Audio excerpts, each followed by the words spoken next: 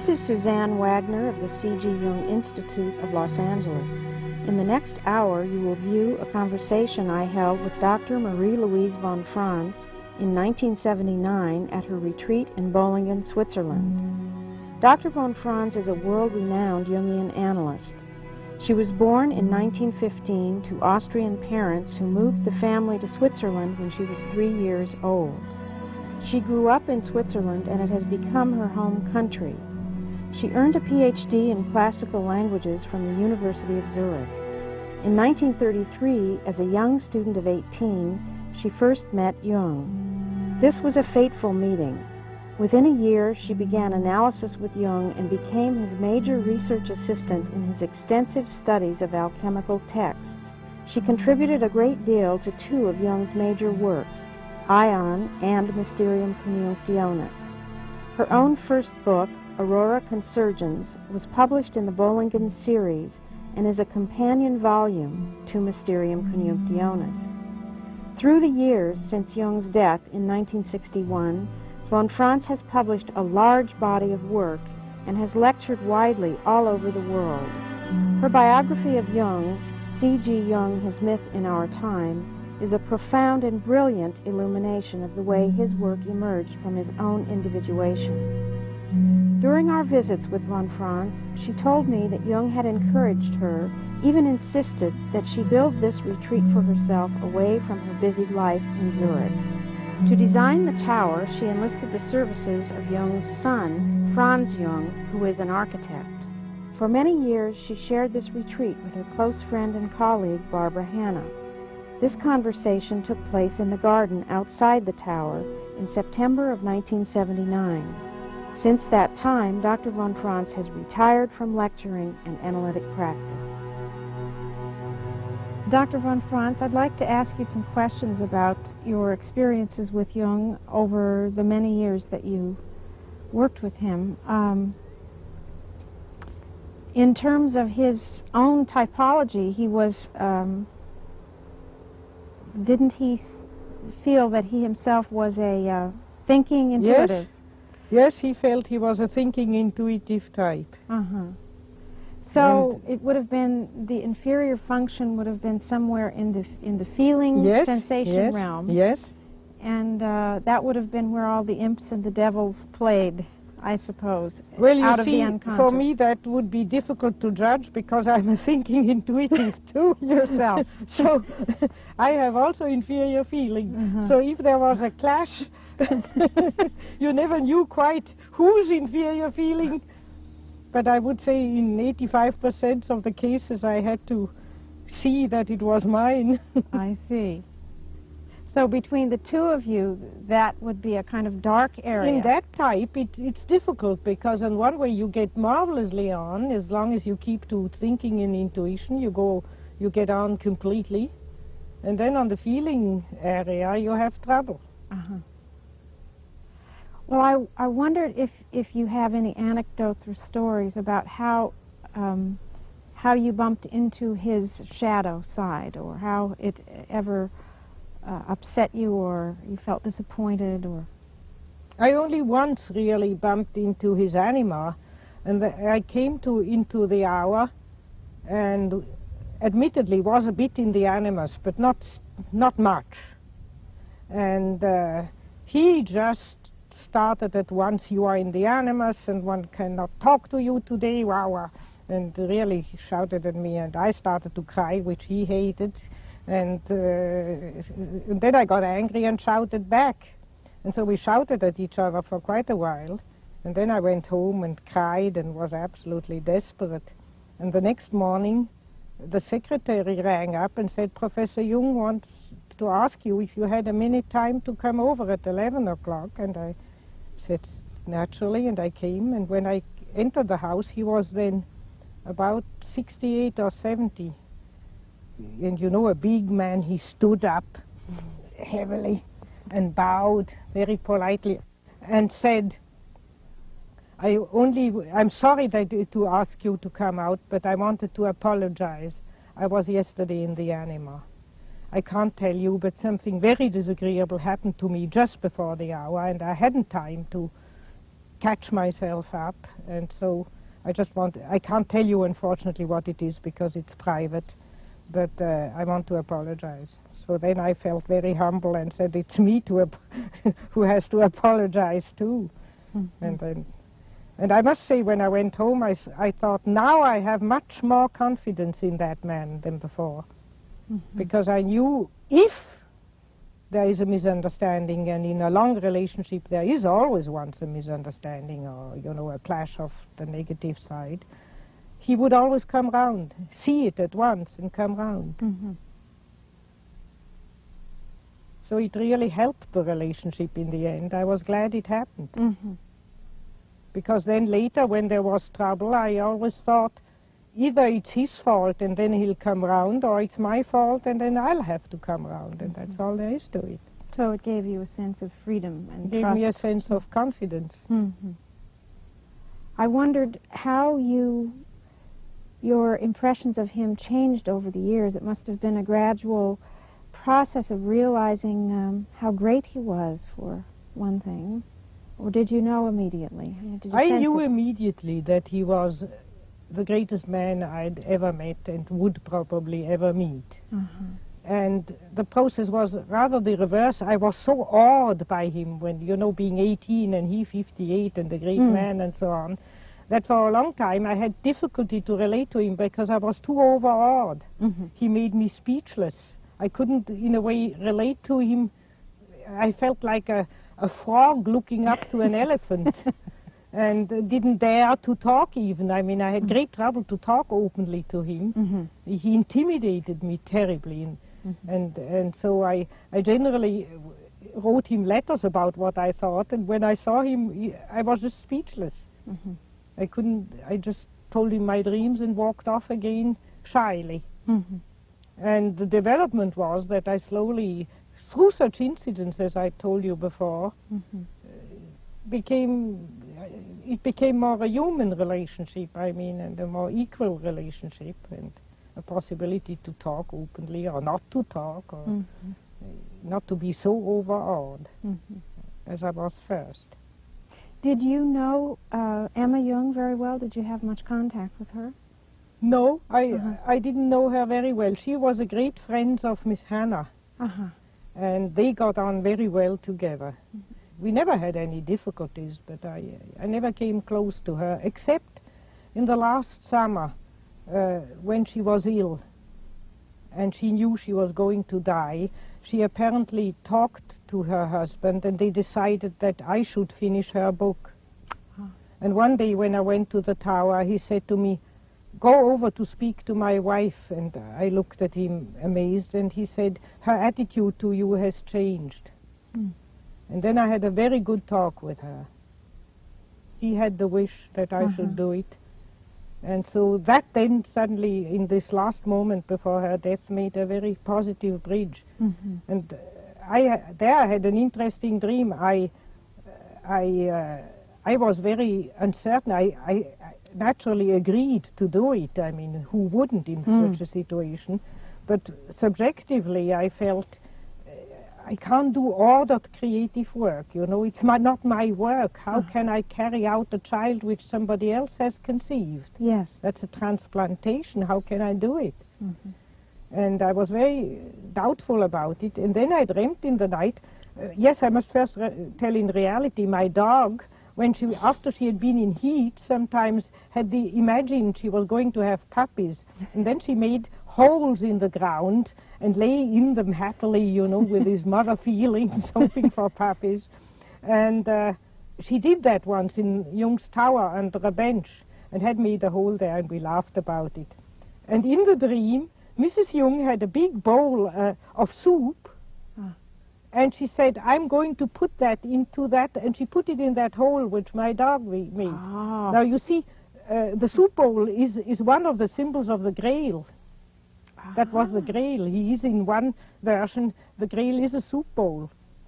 And so it means I hand now this soup bowl, my child, to your mother instinct. As an adopted child, to your dog, which is your mother instinct. That's beautiful. So that is an act of adoption on the feminine side. You see, I've adopted her child, so to speak, because she has entrusted me with her child. And when I woke up after the dream, I thought, now, I'll probably be able to do it. Yes. My unconscious has accepted the task. How did you feel about Jung's relationship with Tony Wolff? How did you know of it? First of all, it was just there, I guess. I knew it by gossip, I don't know. I mean, he made no secret of it, so everybody knew it. And very soon, I couldn't remember the exact date, but very soon I got into the Jungian pupil patient circle. I heard about it. And I actually guessed it the first time I met him, because he was with Tony Wolff in the tower. And I thought, oh, that's his woman friend. How do you understand that, his need for that kind of relationship with her? Did it have to do with the development of his work, do you think? Or his own relationship to the deeper unconscious? You see, a man of his stature, one woman couldn't fill out all his needs for relationship. And Mrs. Jung was, he loved her very, very much, but in certain areas of his work she didn't follow him. She didn't come along. And so when he met Tony, he was in the midst of this big crisis where he went down in the unconscious, which he tells about in his memories. And she went along there in that experiment with him. And he always said, I'll always be grateful to her that she has come along with me there. That was the real reason. And the other reason is that if a man's anima needs are not fulfilled by one woman, then if he doesn't live it, his unlived eros goes on to the daughters, and they develop a father complex. I've just seen that the other day with a case where a man the daughter dreamt every night that he was breaking into her bedroom and raping her, which he didn't in reality, but you see, there was a kind of unfulfilled life in him which was subterraneously, and he had experiences where he realized that. He suddenly saw that his daughters began to flirt with him, and that terrified him. And so he said he had only the choice of being either the perfect gentleman according to bourgeois standards and have neurotic children, and everybody would just be sorry for him that he has neurotic children, or to be the man at whom everybody can throw stones, but help his children not to become sick. Not to be burdened with his own. Not with burdens with his life. And so he decided to choose the latter.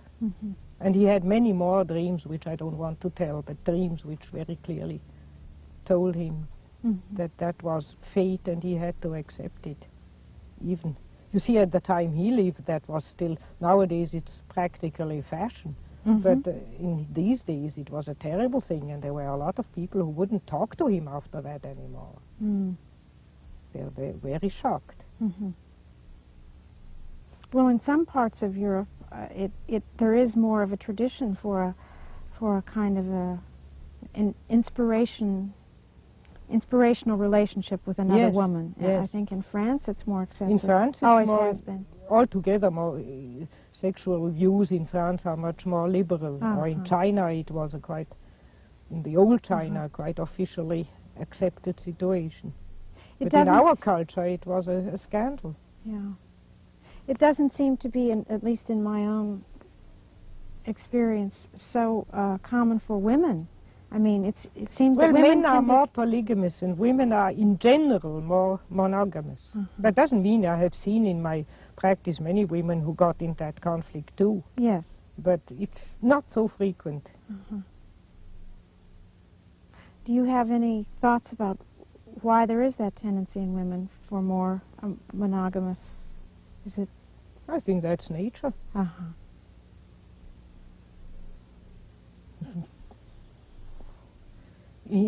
On the chimpanzee gorilla level, on which we have lived once too, there's always the big, strong male with a lot of females. Mm-hmm. It's a biological. Mm-hmm. On that level, it's a biological law. In all the years of Jung's work as it was developing, he did have a circle of people around him who Yes. were quite closely related. Yes. And did he appreciate that? That he had loyal friends, and did he find that a comfort? Because so much of what he did was groundbreaking. Oh yes, he even writes in one of his letters, I have found among my patients pupils, and with some a friendship for life has developed. Mm-hmm. And they carry on my work. I mean, he Mm-hmm. was very appreciative, was very glad not to be quite alone, you know. Mm-hmm. Such a pioneering work, one is very isolated. Mm-hmm. So if somebody was able to follow him, to come along, he was always very happy. Mm-hmm. He seems to have found not as many men who could join him, or is that your impression? I don't know. Oh, there were some men who followed, with whom he had very good contact, but naturally there was also a lot of trouble, because you see men, especially men he got better on with men in another field, Mm-hmm. poets, writers, artists, and so on, because they don't compare themselves with him. Mm-hmm. They had the feeling, I am a good painter, or I am a good writer, and this is a good psychologist. But if you are in the same field, there was always jealousy. They compared themselves with him, and then they felt crushed and inferior, and then they became nasty. That was a very regular pattern you saw with many who were working in the field of psychology and psychiatry. It needs a certain generosity to appreciate a great person of your same sex. Mm-hmm. And the devil always whispers to you, he's better, I'm better, Mm-hmm. he's only that, I'm better, and the whole jealousy, and then that creates trouble. Mm. He took great trouble to avoid that, but in a way, he was a crushing personality for a Mm-hmm. man. You know, he did everything better. He was better in psychology, but then he painted beautifully. He could cut in stone. So whenever you compared yourself with him, you felt like a louse, and that naturally created a lot of secret poison. Yeah.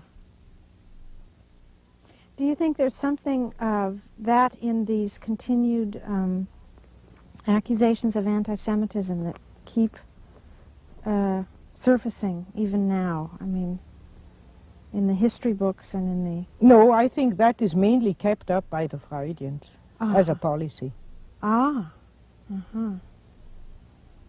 You see, the developments of time have made that Freudianism has so much won out in the world, and is taught at every university, in every school, and you have Freudians in every clinic nowadays, and so on, that you can say people are beginning to be a bit sick of it. I mean, it's become self-evident. I mean, there is a certain truth in what Freud has found, and that is now self-evident. Everybody knows that one can have repressed sex and the Oedipus complex. That's now become common knowledge. So now the development goes to discover Jung, because he's still new to the masses, to the majority of intellectuals and so on. And the Freudians feel the losers. They feel they are begin to bore people, to not being anymore on top. And so they keep up that libel quite artificially, for professional reasons, you could even say. And then there is another aspect, namely fear. You see, there are many people who are terrified of the unconscious. And as Jung is a kind of advertiser of relating to the unconscious, you have to find something to shout him down.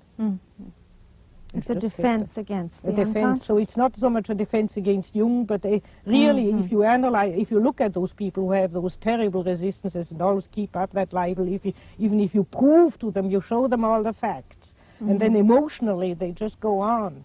Yes, but he was an anti-Semite somehow, anyhow. Then it's generally that they are afraid of their own unconscious. And they can't find many things. Jung has lived such a hidden life, you know. I mean, he has never gone into the world much or taken any attitude that they always dig up that old story that he was the president of the German society and that proves that he's anti-Semitic.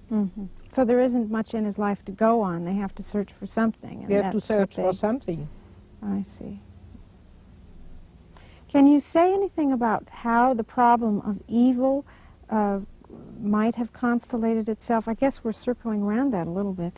In personal experience in the Jungian community as the years went on, I mean, doesn't it constellate itself right in your own backyard? Yeah, naturally, obviously. But Jung's awareness of the problem of evil did not spring from there.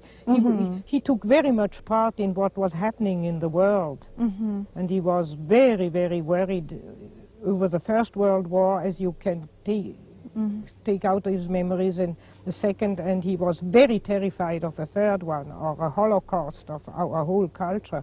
He seriously reckoned with that.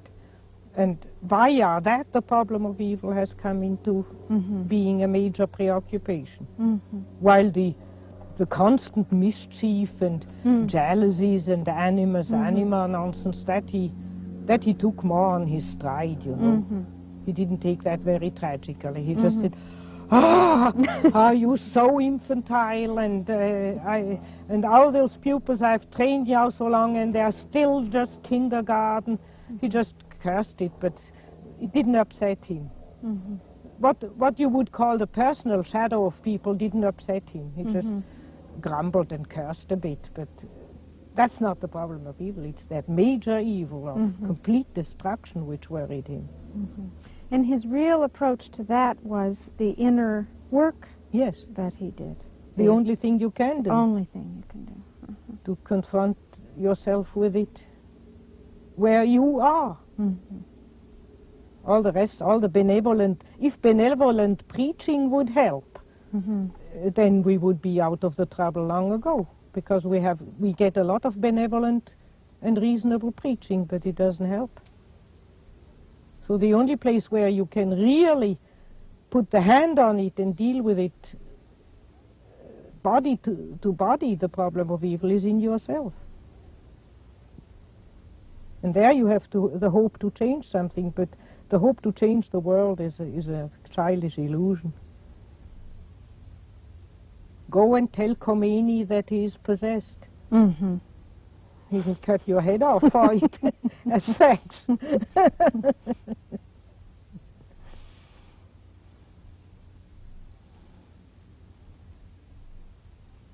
Seems almost impossible that enough people in our time would be wise enough or courageous enough to choose the inner way with the problem of evil. It's so tempting to try to be heroic and act outwardly. Yes.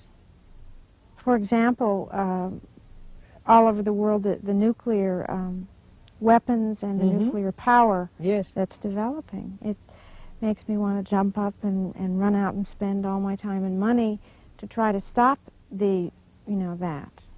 Well, rather than do the inner. You'll soon run up against some obscure lobbies where all your efforts get blocked. I think one should say it aloud. One should not be a coward. One should make demonstrations. One should go against it. But one should not waste all one's energy into it because it doesn't help. One should say one's opinion and that's all. And for the rest, fight inwardly. Because you see, finally, it's not we who will decide that question. It is the collective unconscious which will decide, or in religious language, God. And if you work on your own problem, then you might get into analysis a politician who has influence. Mm-hmm. And then you have done more than if you had gone in the street with a transparent every day. Mm-hmm. And that you get an influential politician into your analysis or suddenly interested in Jungian psychology, you can't make. No. You can only work on yourself, and that is the unconscious. And therefore, I say, if God wants to save the world, He will call up certain people to know certain things. Mm-hmm. We can't do it. Mm-hmm. It happens always as a miracle, unexpectedly. But you can go to meet that miracle by working on yourself.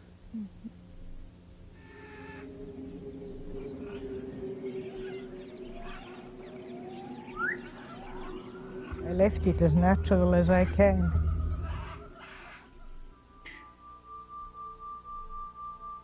What was here when you first came? There was only a water hole as big as that. Mm-hmm. About here, just that little corner. Mm-hmm. And then I had dug that out. There's a dragonfly. Beautiful color. Mm-hmm. Do they eat from the pond?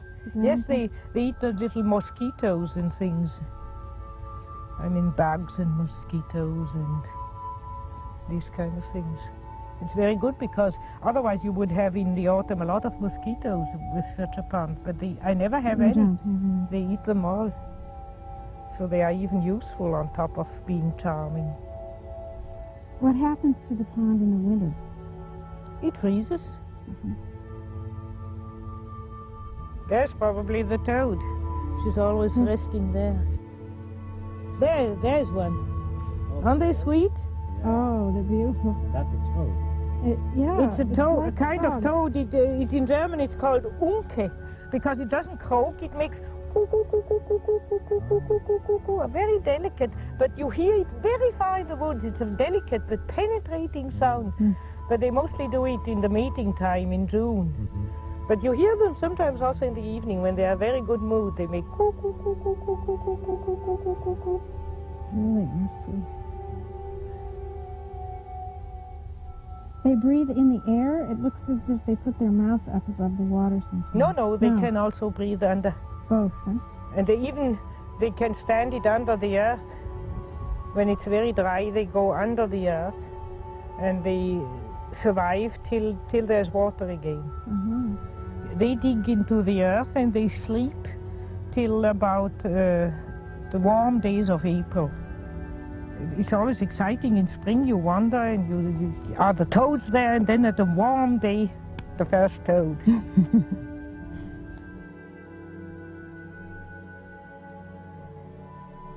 Every time I see one, I want to laugh. They look like little men. And there's a little one. If you come over here. Oh, yes. See? They are little human beings because they have such hands and feet like human beings. I know. That's what's so nice about them. They are not so inhuman. They are really like little men.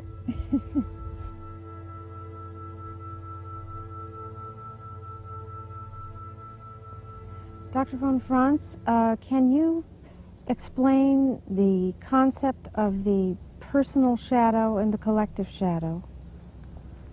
Well, in practical life they merge, but the personal shadow is the personal shortcomings of things which every human being could be conscious of, which is not archetypal and therefore not a mystery. For instance, such things as greed for money or jealousy. Jealousy is one of the main aspects of the shadow, or laziness, sloppiness, unrelatedness, sentimentality and whatnot. Inferiorities which everybody has, but prefers not to know about. And because we generally strive through education and through environmental pressure to be a bit better than we actually are. Or we have our own ideals. I oughtn't to be jealous. I oughtn't to have a power complex. But you see, for instance, that in criminals, they sometimes live their inferiority, and then they have a personal shadow which is noble. They dream about noble people, and it's just reversed. They live, so to speak, their mean side, and then they have a positive shadow. And therefore, even in what is more the average truth, the inferior shadow is not really bad.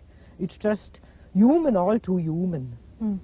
And something one could know about.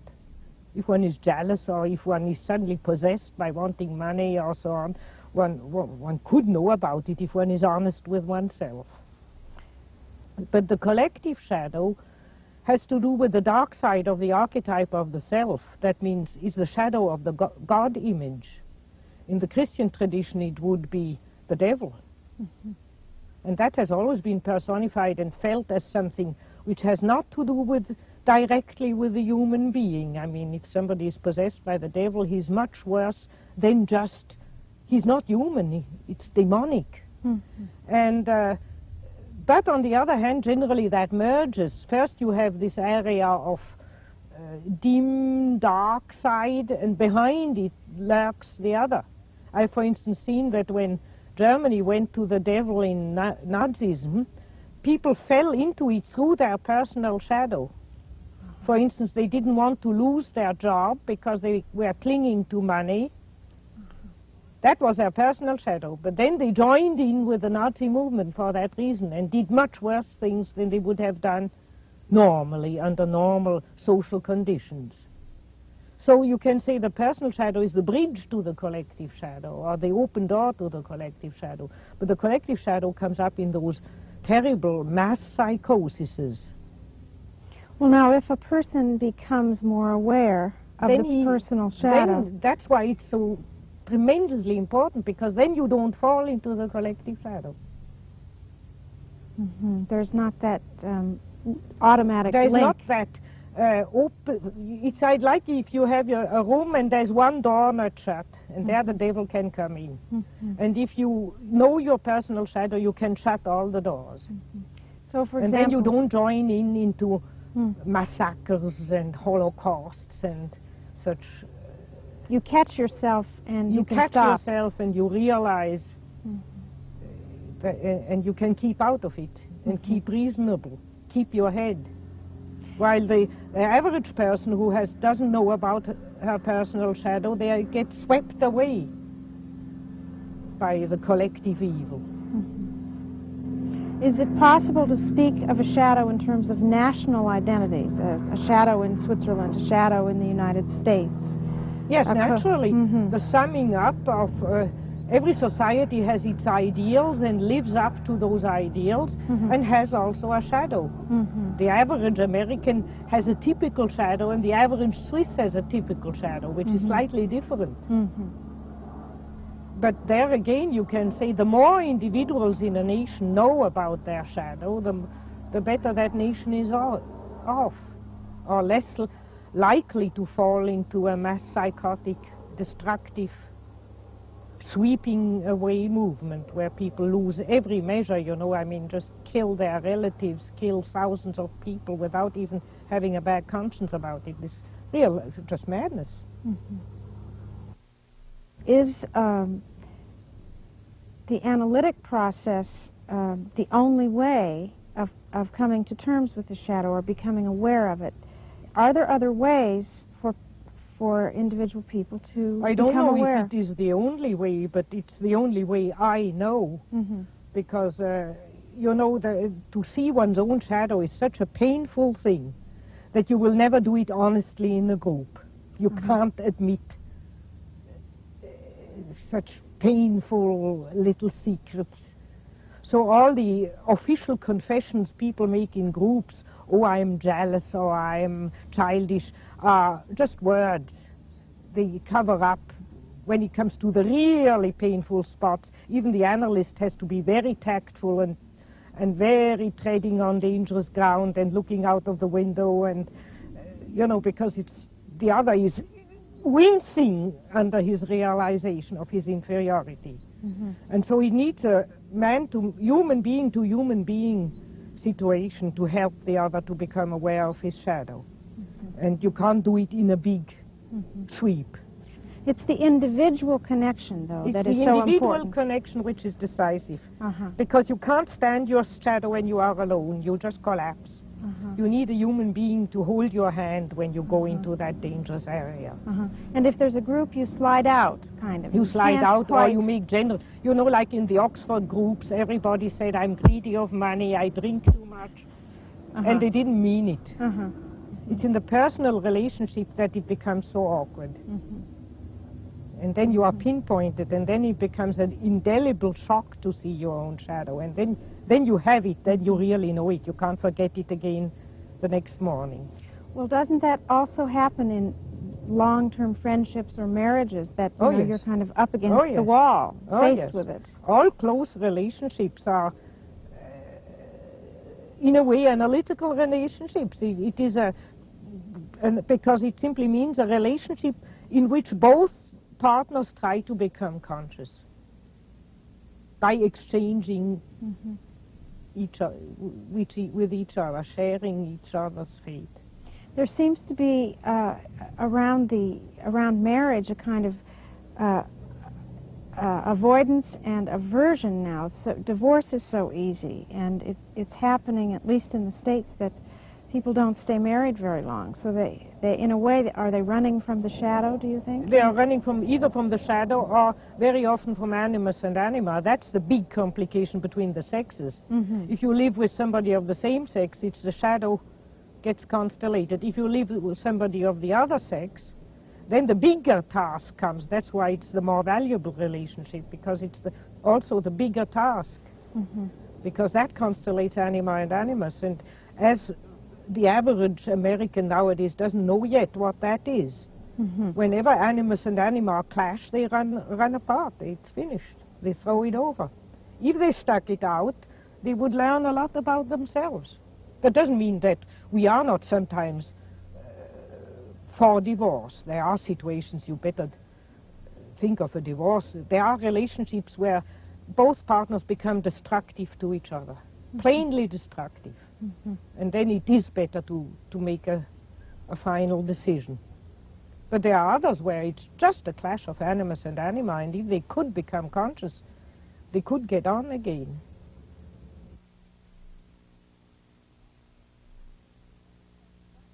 It seems that every place but Switzerland, the money is going up and down, up and down. It's in high inflation in the United States. Does this, and even the terms are psychological, inflation, deflation, depression, we are going to a recession, to a depression, through a boom, through an inflation. It's all psychological. Well, take it as at the first sight, that's what it is. So, but what is it that is inflating Money is us? a symbol for the circulation, the extrovert circulation of energy. And when you have a boom, then there's too much extroversion, too much consuming, too much activity going on. And then you get forced into a depression and a recession, which forces you into poverty, which means more introversion, more sacrifice, more turning to inner values. You can't afford a television, you have to amuse yourself with your own thoughts, and so on. So you can just read those papers with a psychological eye and you see what's happening. What is it about Switzerland that makes it so solid here in terms of the money? I think that's because we escaped 2 wars, and therefore we have more traditional continuity. You see, wars mix a population up completely, uproot them. A whole generation of men disappears. The next generation of men is brought up by widowed mothers. And then there are enormous transplantations of, for instance, in Germany, all the Germans who were east of the Iron Curtains flooded into Western Germany, married Western Germans, and so on. They have no roots, they have no love to the village. They settled in a village because they got a job there, but they don't love the village, and so on. So that makes for a rootless population, and a rootless population looks for only what they have before their nose. A good job, money, a flat, schools for the children to bring them up. That's ABC. Naturally, I would do the same thing. I mean, if you are thrown out of your country, that's what you look for in the other country. And that destroys all human relationships, be the grandmother, the grandfather, the aunts being together, knowing the village. Everybody knew you when you were a little child. You are contained in a family. If you lose your father or mother, the whole neighbors come together and help you. And they knew your father and mother and so on. All these ties are broken. Mm-hmm. And we need continuity, historical continuity. And the more a population can have a time of long historical continuity, the more they get balanced. Because you see, I see it up here, how things regulate themselves. When I came up here, my neighbor, who's died now, who sold me the land, said, look here, up here in Moos, we are a little family. We quarrel all, we hate each other. He didn't talk to his own neighbor, never, they didn't greet each other. But we never go too far, because if we are stuck in the snow with the car, we have to help each other out. You wouldn't help me out, wouldn't you? I said, yes, I would. So he said, you see, for instance, one peasant cuts a tree across the border of the other peasant. He doesn't make a lawsuit. He smiles, and he cuts also a tree on the other side of the border. And then they meet again in the inn, and they have a little grin at each other, and that's all there is. And so the shadow is balanced out. Mm-hmm. And you don't call the state in and the whole injustice of so-called justice. Mm-hmm. It's all settled on human level. And everybody knows everybody's shadow and says, don't tell that lady that and that, you know she's so and so. Gossip is a form of low kind of psychological analysis of each other, you see. Uh-huh. And so everybody's contained. And now I feel, first I was the foreign queer lady here with a funny house, but now that I'm here for a long time, the peasants come to me and talk per we the Bollingen people don't want Jona to do that and that. I belong. Uh-huh. That makes me very happy. Uh-huh. And Switzerland has had a long history. Has not much yet. It has also big towns, and there we have all the troubles we have in the world. Mm-hmm. But we have still big areas of little towns and villages where the great-grandfather is buried in the churchyard, mm-hmm. and where people just follow on the rhythm of the past and are contained in a natural community. There must be something, though, in the psychology of the Swiss, not just the geography, that has allowed this introversion of war, as Miss Hannah once put yes. it, so that war isn't acted out. Well, I don't think we are better. It is just, we are so small mm-hmm. that we can't act out war. Mm. I mean, we can't attack Germany or France or Italy. We are the smallest. And therefore, we have to defend. We are like a hedgehog. The Nazis called us the hedgehog they were going to pick up at the end, as they sang. We just try to defend our little country, and we can't afford exploding with our shadow against the others. We would nicely get it if we did. Mm-hmm. So we have a shadow, we can't explode outside, so that has finally made us reasonable to look at our own shadow. It's the same as a neurotic patient. Generally, he only comes in analysis to look at his shadow when he has quarreled with his whole surroundings so badly that he has to. Then he says, my God, perhaps it's me, let's look at it. And that's how it's gone with us. And then slowly the Swiss got reasonable and realized the advantage of it and made it an institution. Our democracy is an institution of quarreling with each other on the basis of certain legal limitations. Mm-hmm. We have a constant hot, not cold, but hot war among each other. Mm-hmm.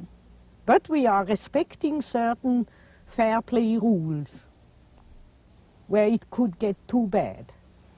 Well, do you think that the big powers in the world, like the United States and Russia, are learning their limitations now at all? I think that is my hope. that they get into the same situation that they can't afford a war anymore, and therefore get confined to their own borders. And if they are confined to their own borders, then they will have to confront themselves with their inner difficulties and what's wrong in their own country. So the Russians will have to look at their dissidents and take them a bit more seriously, and America will have to look at their commercial dealings, which are a bit too rough, and look at the shadow there. In that case, a depression might be the beginning of a healing process. Yes, certainly. It's a great advantage. A depression is a blessing of God. I mean, in the individual, it's the greatest blessing somebody can have. Not used to looking at it that way. Jung always talked about the blessing of a neurosis, because it's the only way you are tempted to look within. As long as things go out well, you run away from yourself. Or most people do. Do you think his work can have its effect without the analytic process? There is the idea floating around that analysis is a form that might end. It's something that grew up in the 19th, 20th century, and it might not go on as a way of doing things. The analytic process itself. I don't believe that. I think if one takes the analytic process as certain young pupils take it, as a whole technique and an encounter with certain payment regulations and all these technicalities, transference, counter-transference, that's all nonsense, but that was never what Jung meant. For Jung, analysis was a spontaneous encounter of two human beings, and I think that will always happen. Because you look in the Far East, the real wisdom has always been transmitted from master to pupil. That means always from human being to single human being. It's the only way to really transmit something. But there's usually a container of some kind, a form that holds you together. I think that will just vary. It will just be different. Yeah. I don't know what form it might take or not take, I mean.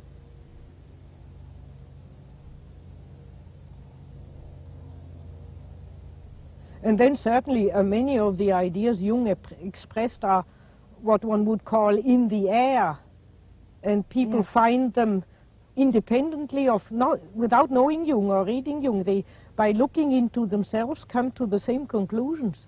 So to my idea, there are thousands of Jungians in the whole world who have never heard the word Jung, but to me they are Jungians, because they are based on the same experience and the same inner truth. They give it different names, and that doesn't matter.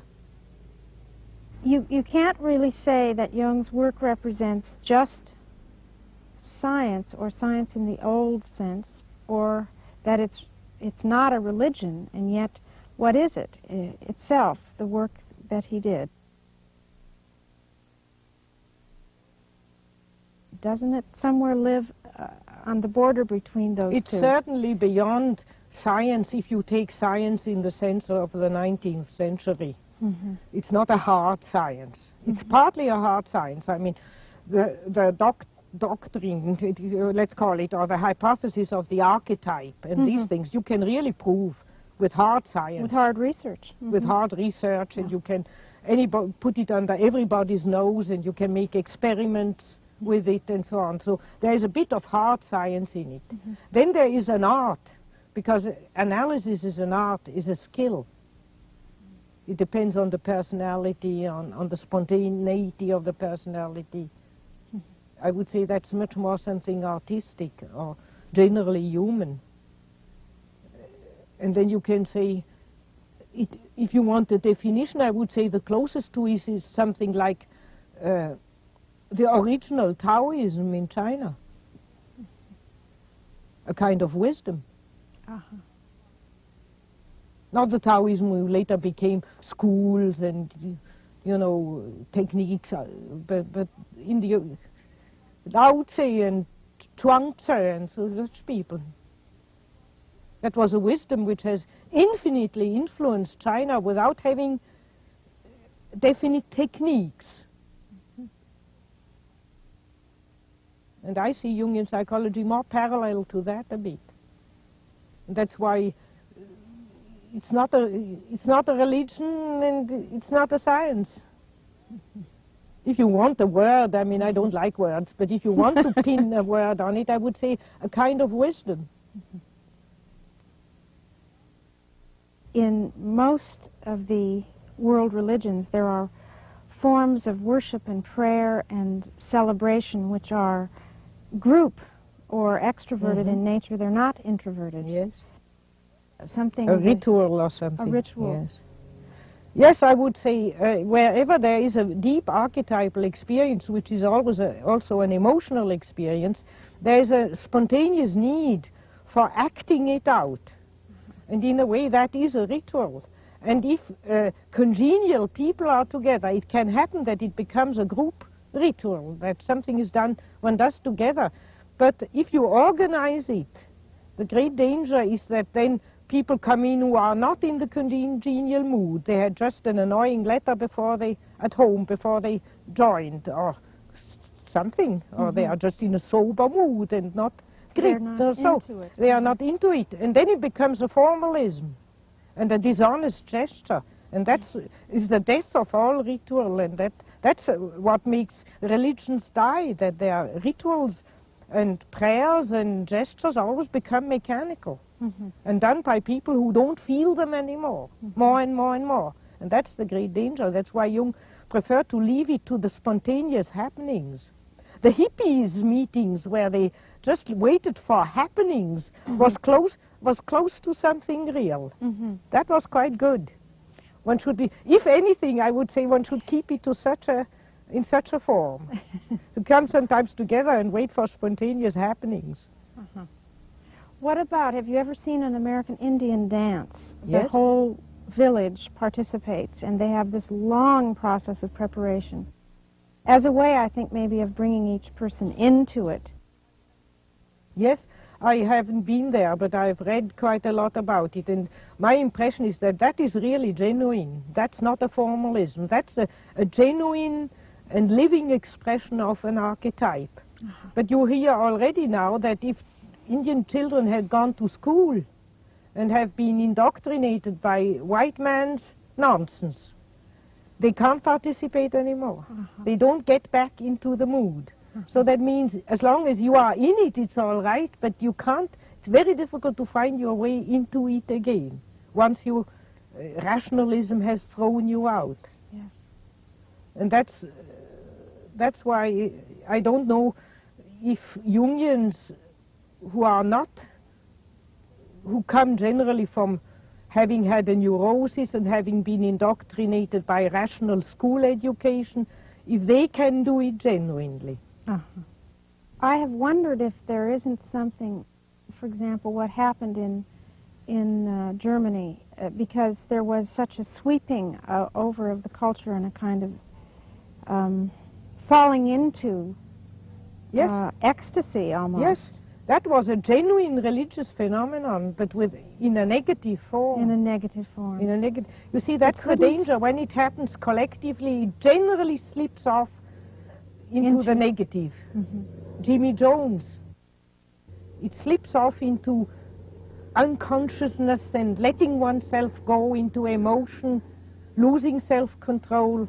While, for instance, those Indian dances, though they are ecstatic, are highly formally controlled. Oh, yes. They are highly formed. Yes. And not just letting out one's emotions and falling into them. And you see, religions have a huge shadow. I mean, the Islam, who went around and right to the doors of Vienna, beheading everybody who didn't worship Allah, and so on. These are these emotional religions who are just mass movements. And they are not necessarily something ideal. They are just the archetype sweeping people away. You can say, The ones who are in it enjoy it, and the ones who are out of it pay the bill. If you don't worship Allah, head off.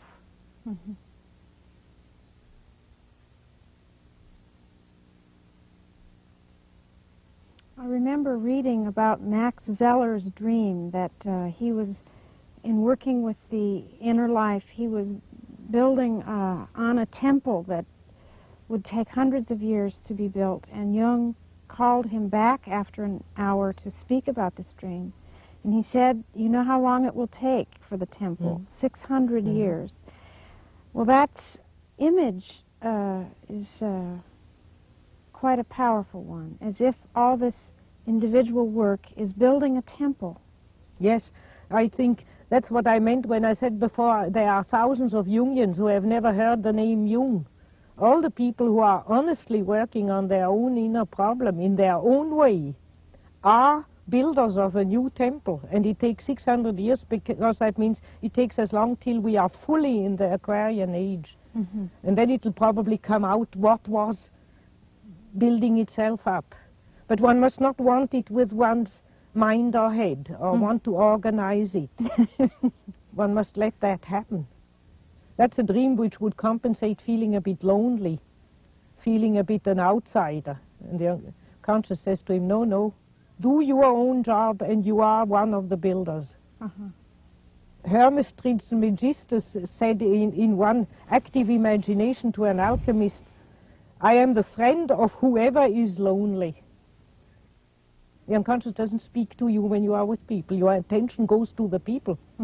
While when you are lonely, I've lived in this tower sometimes 3 weeks alone without speaking to one word to anybody.